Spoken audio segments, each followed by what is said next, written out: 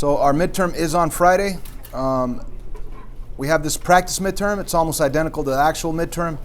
Question 1 on the practice midterm says simplify, and we should all know that that means distributive property and combining like terms.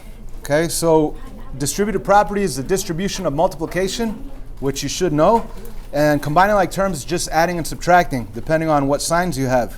Think about money. So let's begin with the distributive property. We have a positive 2 in front of the parentheses. We're going to multiply it by 8, and we'll get positive 16. Then distribute that positive 2 to the negative 5c. 2 times negative 5 is negative 10, and of course it has a c on it. And then the front 2c, it simply comes down, and now you have those 3 terms, 1, 2, 3. So you've already distributed, then you go for the adding or subtracting the combining like terms. So we're going to combine the ones that are alike, the c's with the c's. So if you have 2c and you owe 10 c's, you're still going to owe 8 c's after paying off the 2 that you have. Then you bring down the plus 16, and ladies and gentlemen, that's your answer. That is a question on the midterm. That's pretty basic, pretty straightforward. Distributive, property, and then combining like terms. Not only that, the midterm is multiple choice. All you guys have to do is practice, and you guys will be able to pass that midterm, and it will change one of your lowest test scores, all right? So let's take this serious. Number 2, we want to solve the equation. Solving an equation, the goal is to get the variable by itself on one side of the equal sign. So where's the k at? The left side of the equal sign or the right side? It's on the left side of the equal sign. Is it by itself on the left side? No, there's a fraction right in front of it. So wouldn't it be nice if this were a 3k instead of a 3 over 4k, right? It'd be nice if it were a 3k. So we don't want the division of 4 right here. We don't want that. So we get rid of the division of 4 by doing the opposite, multiplying by 4. Notice that I put that multiplication of 4 on top. That way you end up with a 4 on top divided by a 4 on the bottom, which cancels out. 4 divided by 4 is 1. So what do we have left? Well, we have a 3k on this side, but remember, whatever you do to the left side, you have to do to the right side to maintain equality. So we're going to also multiply by 4 on this side over here. And of course, you guys could use calculators. 15 times 4 on a calculator is 60. So for our final step here, we're going to divide by 3 to get rid of that multiplication of 3. Divide by 3, and you will have k equals 20. Number 2, pretty straightforward, pretty easy. It was a 2-step equation. Number 3, we have another 2-step equation. And it does say check your solution. All you have to do to check your solution is plug in your answer. So if you wanted to check 20, if you plugged in 20 with the calculator and did 3/4 times 20, it will give you 15 if you typed it in on the calculator. So the next one, let's solve it, and then we'll test the answer. Where's the x at? The left side or the right side? Left side. It's definitely not by itself on the left side. You want to get rid of this minus 2 and the minus 16. You want to get rid of the minus 16 first, right? So we're going to get rid of that minus 16.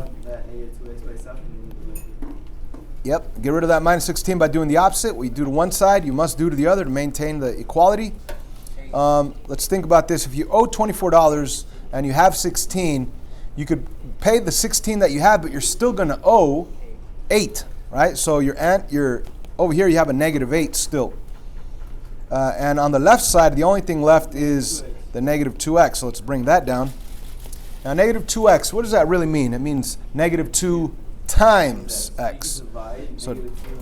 So to get rid of the multiplication, you use division of that same exact value. And what you do to one side, you must do to the other to maintain the balance.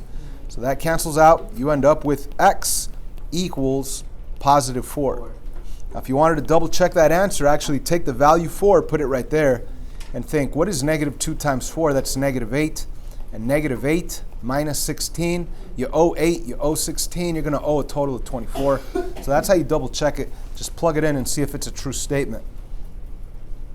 Another simplify, which is really just distributive property and combining like terms. So let's distribute. We're going to distribute this positive 6. 6 times 4 is 24. 6 times 3 is 18x. And then we do what? Yeah, you bring this 6x down. Yeah, you combine it.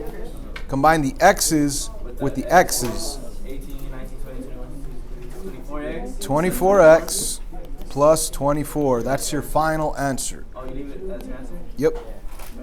You cannot combine these because these are x's, these are numbers. Number 5, more simplification, but there is no distributive property. We just combine the terms that are alike. Yolanda, what would you combine? Yolanda, what would you combine? How about we begin with the y's? No. Negative 4y combined with negative 9y. Negative 13y. That's negative 13y.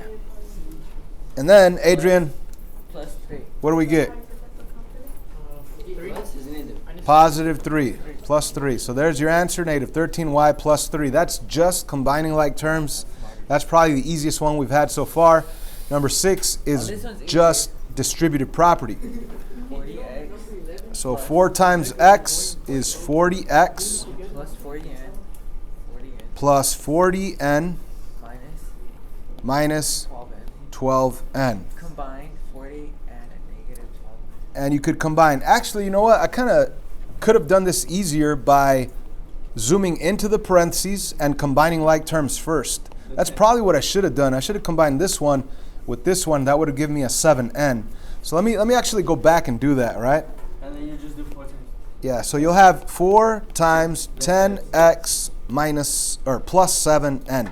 Yeah, and then you just distribute and you're done. 40x, 28n. Done.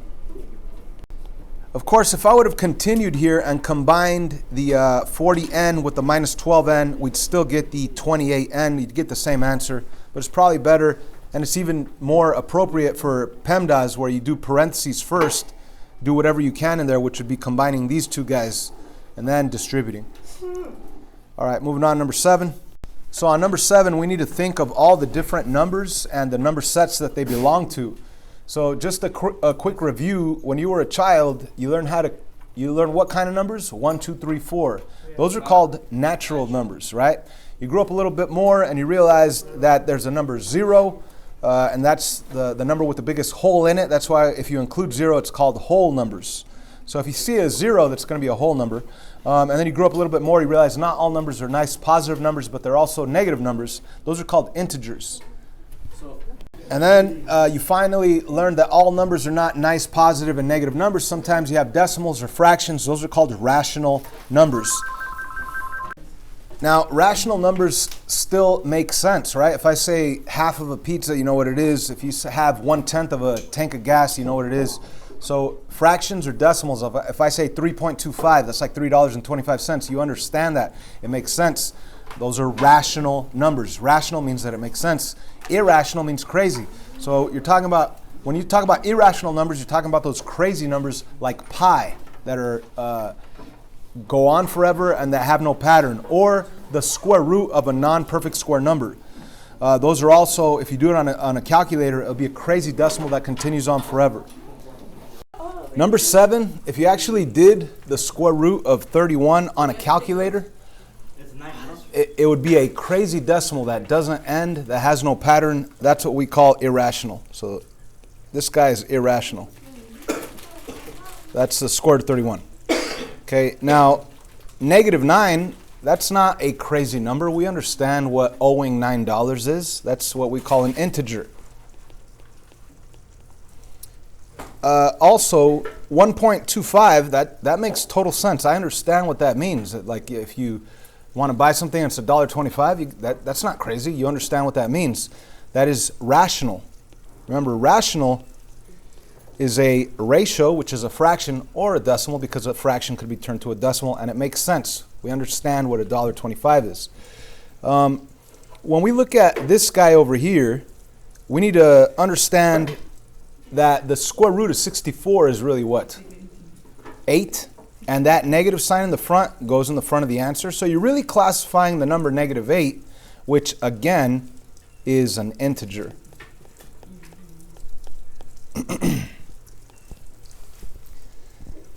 Number 8. Right here we want to solve the equation. And to solve any equation, you want to get x or whatever variable you have, in this case q, by itself on one side of the equal sign. Add Q. Yeah, so just to walk through the steps, you got to ask yourself, where's q at? Is it on the left side of the equal sign or the right side or both? So since it's on both, you want to get rid of one of them. So you could either subtract the 2q to move it to the right or subtract the 6q to move it to the left. It's totally up to you. I want to subtract the 6q to get rid of it on the right side to move it to the left side. What I do to one side, I do to the other. And of course, I want to put the minus 6q underneath the other q because that's the only place where you could actually take away a q from a q. You can't take away 6q from 9, so that's why we put it underneath the 2q.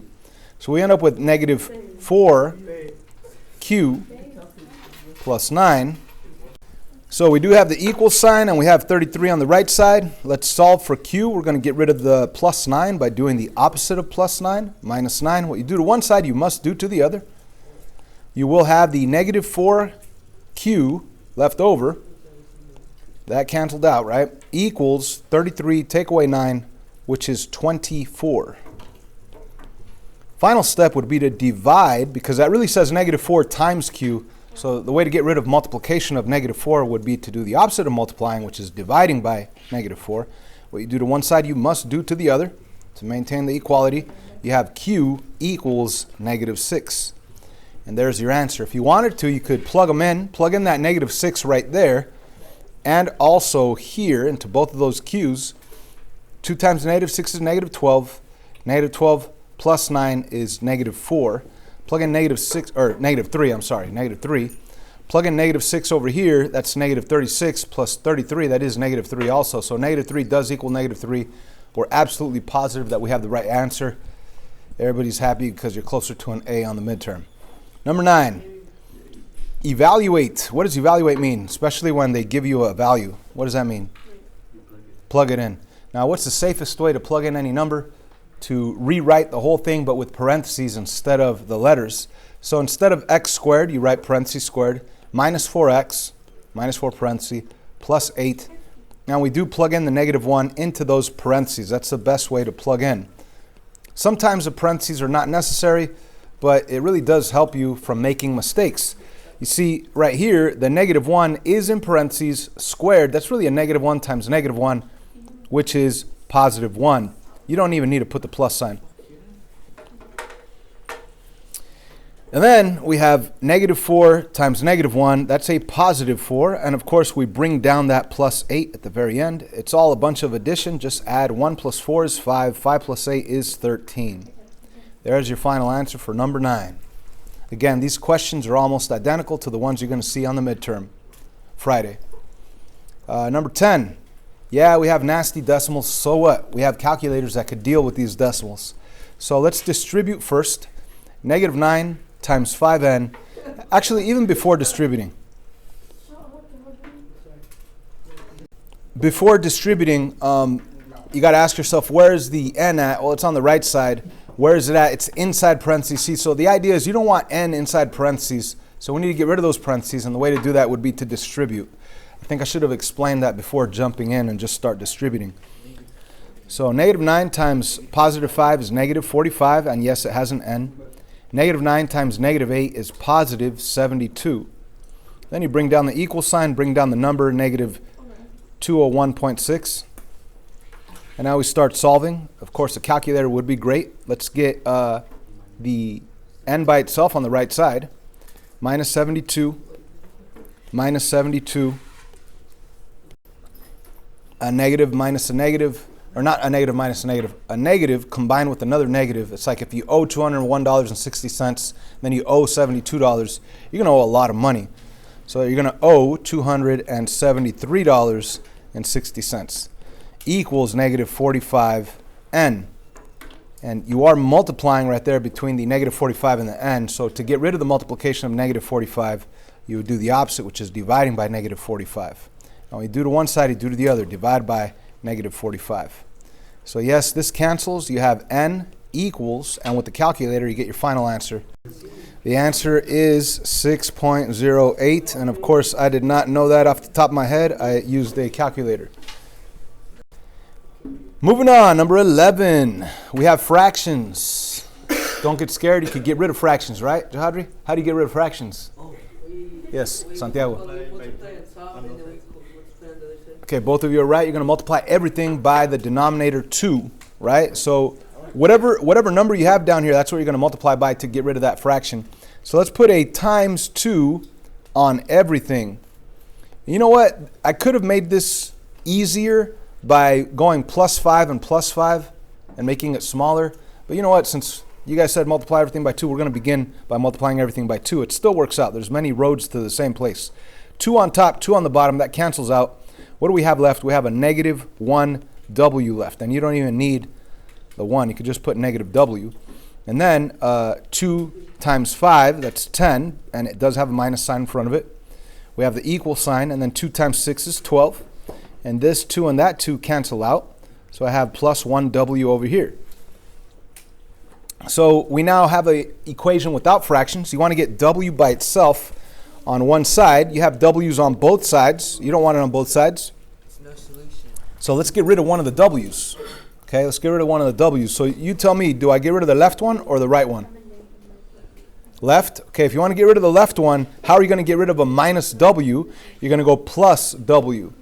That'll cancel out. Well, you do to one side, you do to the other side, plus w.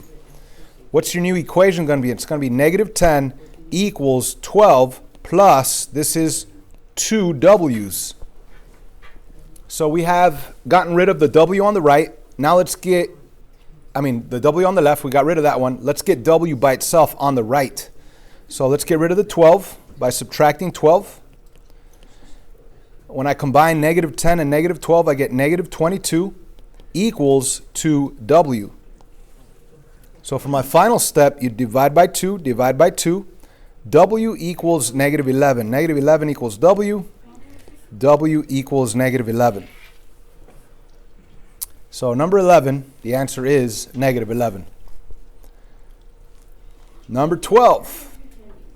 Now this one, what's the difference between 11 and 12? 11, we had fractions. 12, we have a fraction in front of the parentheses, all right? Now there's different ways of doing number 12. As a matter of fact, maybe I'll duplicate it. Let me see. Move it to the side, and I'll do it 2 different ways, okay? So the first way will be actually distributing the 1/2. This negative 1/2, I'm going to distribute it right in there. That'll give me a negative 1/2 in front of a g. And then negative 1/2 times positive 1, that will be negative 1/2. Anything times 1 stays the same. And then you bring down everything. You bring down the 3 that's in front, the equal sign, and the 6. And now at this point, you could get rid of all fractions by doing what? Anybody? Multiplying by 2. Or you could actually get rid of this 3 first to make the equation a little smaller. Let's get rid of the 3 first to make it smaller. We're going to divide or subtract 3. Subtract 3. My new equation becomes negative 1/2 g minus 1/2 equals 3. And now that it only has like 2 terms on the left side, 1 term on the right, we now, since it's smaller, multiply everything by 2 times 2 times 2 times 2. And yes, the 2's cancel. You're going to end up with a negative 1g, or just negative g, minus 1, because the 2 on top and the 2 on the bottom cancel, equals 3 times 2, which is 6. So now we're going to solve this simple 2-step red equation down here. You're going to add 1, you'll have negative g equals 7. The final step would simply be to change the sign, so g equals negative 7. And there's your answer for number 12. So that was distributing, that was one way of doing it, distributing the fraction into the parentheses. Whoa, sorry about that.